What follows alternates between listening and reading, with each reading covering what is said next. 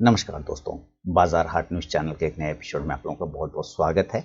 दोस्तों, यहाँ पे सोमवार मंडे के लिए यानी कि 10 जनवरी 2022 के लिए बैंक निफ्टी का ऑप्शन एनालिसिस और बैंकिंग स्टॉक एनालिसिस लेकर आपके सामने हाजिर हूँ।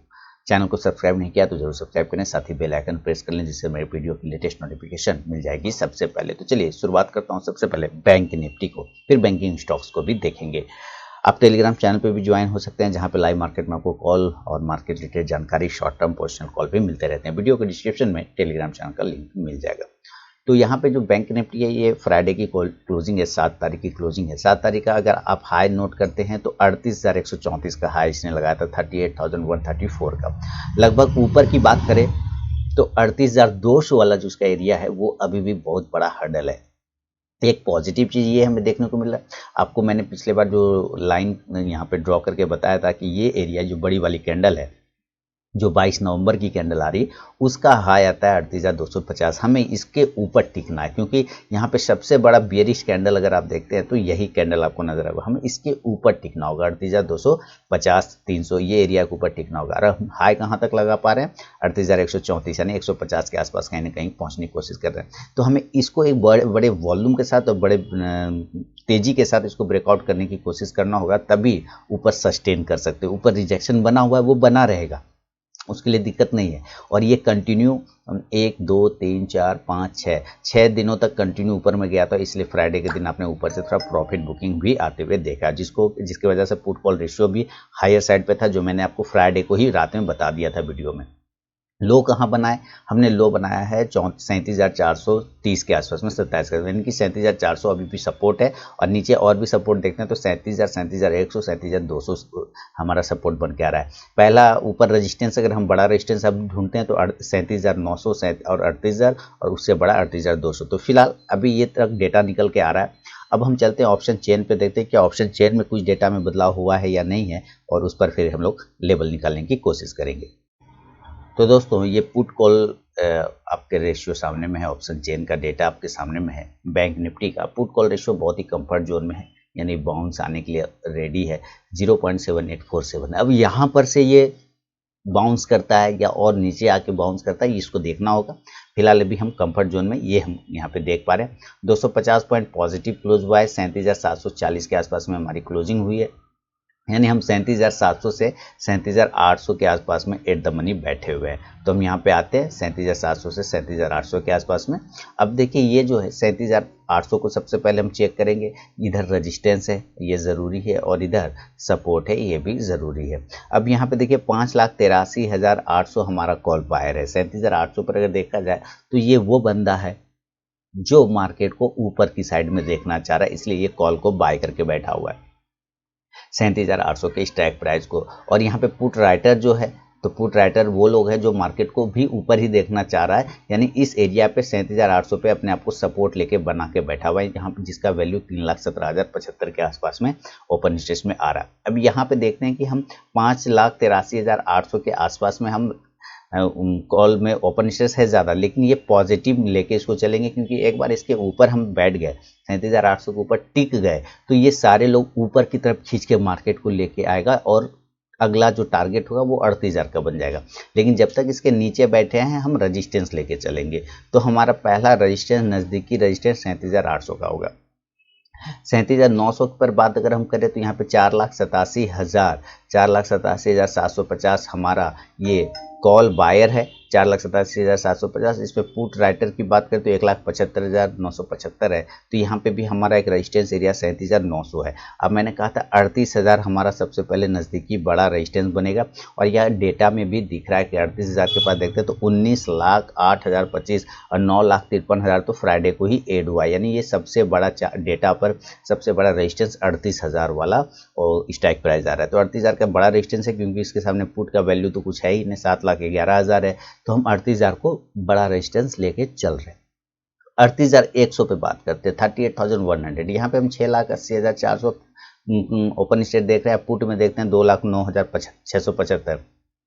तो 38,100 भी हमारा रेजिस्टेंस एरिया बनेगा। हम ठीक इसके हाई ऊपर गए थे 38,137 और वहाँ से रिजेक्शन हो गए थे। तो अभी फिलहाल मैं 38,100 तक ही लेके चलूंगा। रीजन फिर से वही, क्योंकि हम इसके ठीक ऊपर गए थे, पास में 38,135 के 37 के पास में गए थे, वहाँ से रिजेक्शन आ गया था हमें। तो अभी मैं इसको लेके चलूंगा, क्योंकि हमारा वहाँ से नीचे की साइड में 400 पॉइंट नीचे आके क्लोज कर गया ना। तो ये समझना होगा, है ना, ये समझना होगा कि ये लेवल अभी हमारा रेजिस्टेंस बनेगा। इसके बाद अगर हम बड़ा रेजिस्टेंस बात करें तो 38,200 बनेगा, लेकिन फिलहाल इसकी बात हम नहीं करेंगे। हम सिर्फ 38,100 तक ही देखने की कोशिश करेंगे। अब सपोर्ट ढूंढने की अगर हम बात करें तो सपोर्ट में हम 37,700 के ऊपर हम सस्टेन कर रहे हैं, जहाँ पे पुट राइटर 4,08,450 में है, और इसके मुकाबले कॉल में देखते हैं तो 4,42,000 है। तो इसके ये भी कॉल बायर ही है हमारा, और हम इसके ऊपर सस्टेन भी कर रहे हैं 37,700 के ऊपर में। तो हमारा पहला सपोर्ट एरिया 37,700 बनेगा, लेकिन ये ऐसा सपोर्ट एरिया है जो बहुत ही वीक है, बहुत ही कमजोर है। ये वीक सपोर्ट है, ज़्यादा मजबूत ये सपोर्ट नहीं है, टूट सकता है। 37,600 के मुकाबले की बात करते हैं तो यहाँ पे 3,70,000 के आसपास पुट राइटर है। कॉल में देखते हैं तो 3,64,000 के आसपास में। तो अगला सपोर्ट एरिया चार्ट पे 37,600 का बनता हुआ दिखाई दे रहा है। 37,500 की बात करें तो यहाँ पे थोड़ा सा डेटा बदला है, 9,27,550 के आसपास में। 6,54,625 6,54,625 हमारा कॉल में, पुट में 9,27,000। तो एक हम अगर अच्छा सपोर्ट ढूंढने की बात करते हैं तो ये पहला बढ़िया सपोर्ट है 37,500। ये पहला गुड सपोर्ट, जो ना स्ट्रॉन्ग सपोर्ट तो नहीं कहेंगे, लेकिन अच्छा सपोर्ट ये है हमारे लिए 37,500। इसके अलावा हम 37,400 की बात करें तो हम यहाँ पे 4,10,925 के आसपास में पुट राइटर बैठे, कॉल में मात्र 1,39,000। तो ये हमारा सबसे अच्छा बढ़िया सपोर्ट आ रहा है 37,400। और यही बात मैंने फ्राइडे को भी आप लोगों को बोला था, 37,300 37,400 हमारा एक बढ़िया सपोर्ट है, बाउंस के लिए परफेक्ट जगह पे आ रहा है। तो ये 4 सपोर्ट अभी हम लोग यहाँ पे लेके चलते हैं, और इधर 4 रेजिस्टेंस लेके चलते हैं चार्ट पर, और देखते हैं कि किस लेवल पे बाइंग और सेलिंग बनना चाहिए। तो यहाँ पे दोस्तों चार्ट पर आ गए, और चार्ट पर सबसे पहले हम क्लोजिंग को इम्पोर्टेंस करेंगे। क्लोजिंग जो हमारा हुआ है वो है 37,740 पर। अब देखिए ओपनिंग भी हुआ था 37,667 पर, बिल्कुल पास में, ओपन के पास में ही इसका क्लोजिंग प्राइस बैठा हुआ है।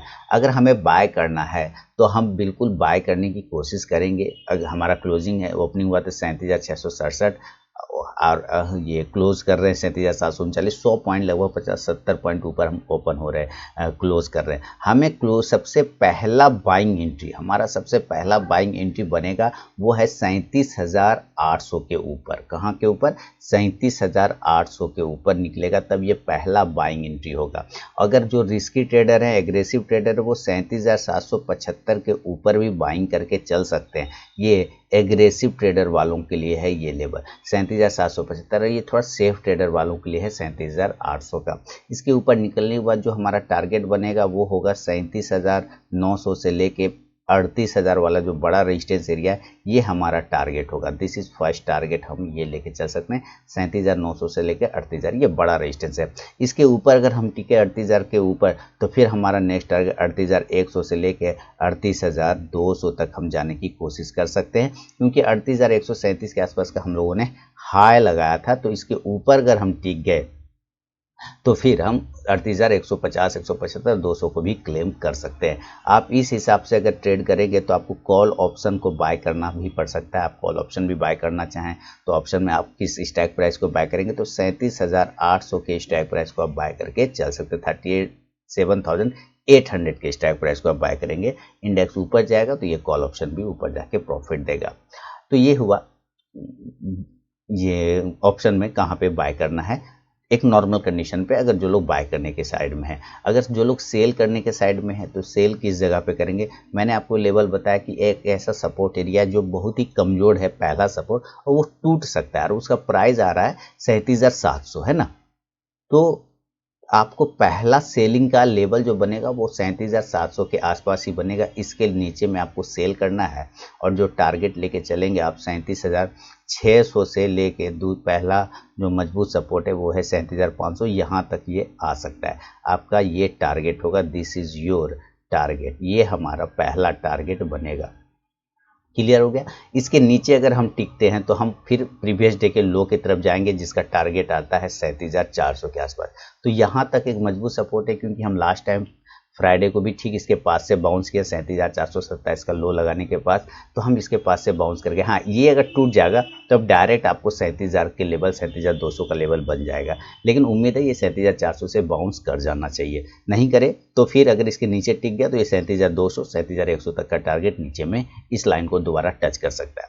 इस हिसाब से आप यहाँ से पुट ऑप्शन को बाय करना चाहें तो ज़रूर पुट ऑप्शन को बाय करें और 37,600 के स्ट्राइक प्राइस को भी बाय करके चल सकते हैं और 37,500 के भी स्ट्राइक प्राइस को भी बाय करके चल सकते हैं। पुट इंडेक्स नीचे आएगा तो ये दोनों पुट ऑप्शन ऊपर जाके प्रॉफिट देगा।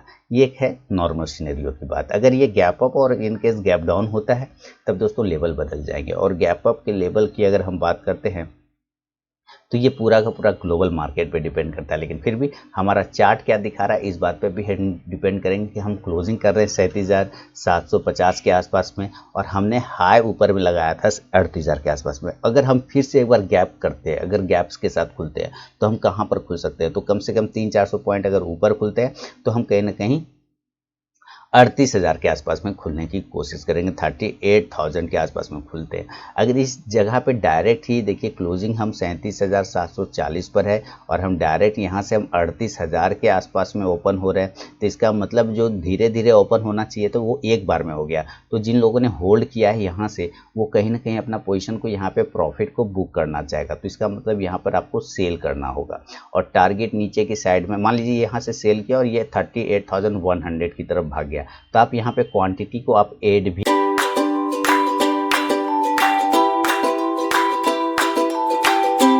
कर सकते हैं, क्वांटिटी को आप ऐड भी कर सकते हैं और तब भी आपका टारगेट होगा 37,900 से लेके नीचे के लेवल 37,750 और 800 जो एरिया है हमारा क्लोजिंग वाला, वो एरिया पर ये आ सकता है।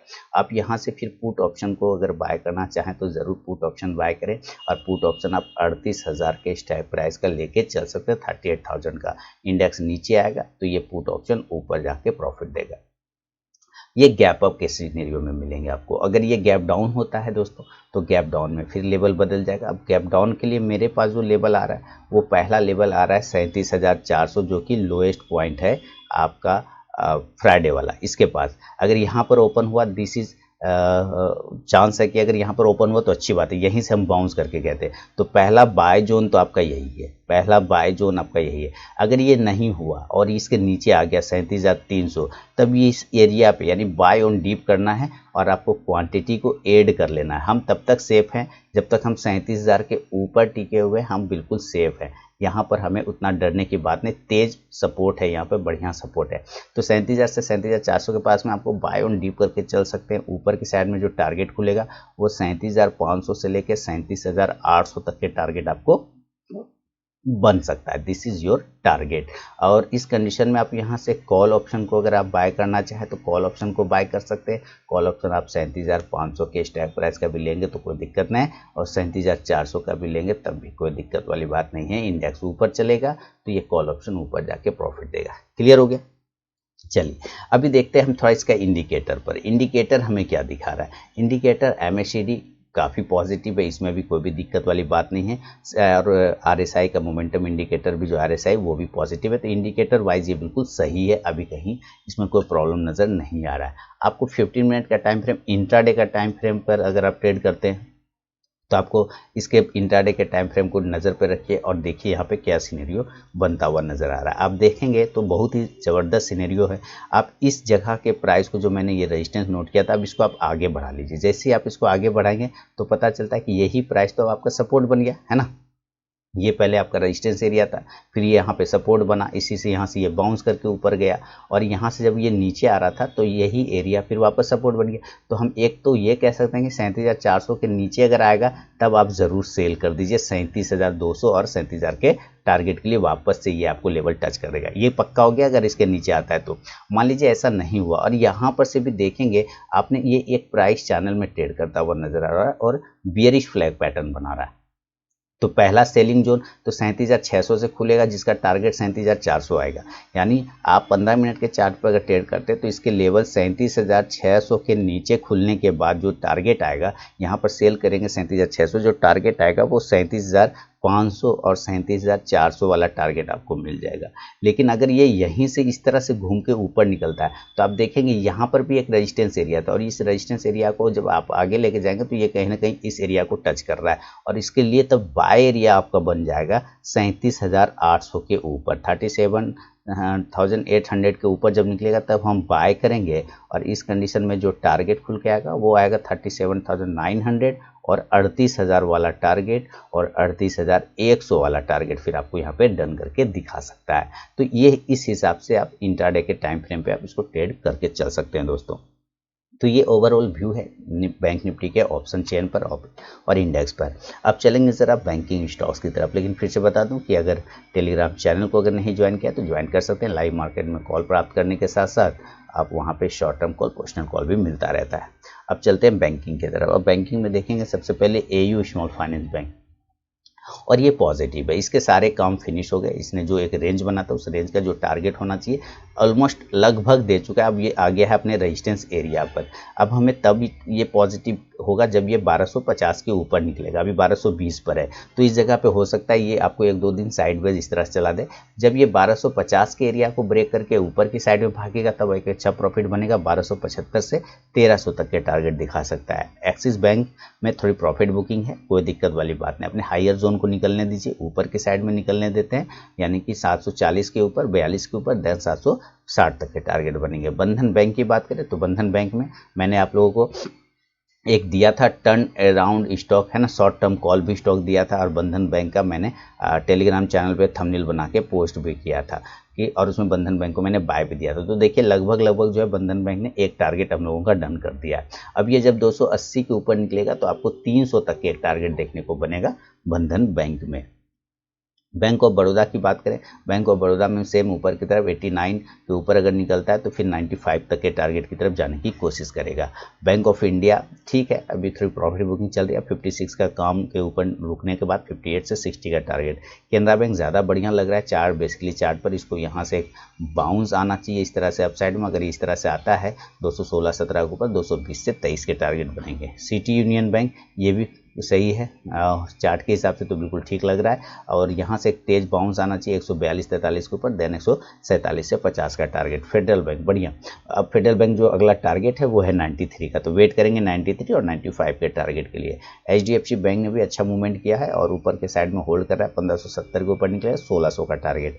ICICI बैंक ट्रेंड लाइन का रेजिस्टेंस, जैसे देखिए मैंने ये ड्रॉ करके दिखाया था, बिल्कुल उसी जगह पे ये रेजिस्टेंस ले रहा है। हमें 800 के ऊपर की क्लोजिंग चाहिए, 800 के ऊपर सस्टेन कर गया, 820 का टारगेट। IDFC फर्स्ट बैंक रुक गया, ये बाय ऑन डीप करना है आपको। जब भी डीप मिले पोर्टफोलियो स्टॉक बना के इसको चलना है, शॉर्ट टर्म नहीं, इंट्राडे नहीं। इंडियन बैंक ऊपर के लेवल पे 147-48 को ब्रेक करे, 150 से 55 का टारगेट। इंडसइंड बैंक बहुत ही बढ़िया, इसने अच्छा मूवमेंट दिखाया, 935-36 के ऊपर निकले, 940 से 45 के टारगेट, और बड़ा टारगेट 965 का। कोटक बैंक नजर रखिए, कोटक बैंक में जो लेवल आ रहे हैं 1930 के, 1930 के ऊपर निकले 2000 के टारगेट की तरफ भागेगा। PNB बाय ऑन डीप करके चलना है, जब भी नीचे मिले आपको पोर्टफोलियो में शामिल करना है, ये आपको एक अच्छा प्रॉफिट आने वाले समय में बना के देगा। RBL बैंक इसमें थोड़ा सा वो रिस्की ट्रेडर के लिए, मैंने पहले ही बोला है, जिसको कलेजा है, जिसको रिस्क लेने की क्षमता है, करेंट भाव पे रिस्क लेके पोजीशन बना सकते हैं। अपने इसके लोएस्ट पॉइंट का स्टॉप लॉस लगा के आप चलेंगे, और ऊपर के टारगेट 150 से लेकर 160 और इस गैप को फिल करने की कोशिश कर सकता है RBL बैंक। अब आगे बढ़ें, RBL बैंक के अलावा SBI तो 500 वाला टारगेट हो गया, लेकिन 500 के ऊपर रुक नहीं रहा है। 500 के ऊपर मैंने बोला भी था कि जैसे यहाँ से ये क्लोज लिया हुआ था, रेजिस्टेंस लिया था, ठीक रेजिस्टेंस लेगा। देखिए बिल्कुल लिया है रेजिस्टेंस उसी जगह पे। तो मेरे ख्याल से अगर ये 500-502 के ऊपर टिकता है तो फिर 510 से 515 की तरफ भागेगा। यूनियन बैंक भी सेम उसी कंडीशन से 47 के ऊपर नहीं होल्ड कर पाता, 47-48 के ऊपर निकलेगा तो 50 की तरफ भागेगा। येस बैंक अभी वापस 15 रुपये का रेजिस्टेंस ले रहा है, 15 के ऊपर निकलेगा तो 16 से 17 तक का टारगेट आपको दिखा सकता है येस बैंक। तो दोस्तों ये था बैंक निफ्टी और बैंकिंग स्टॉक में मेरा अपना व्यू।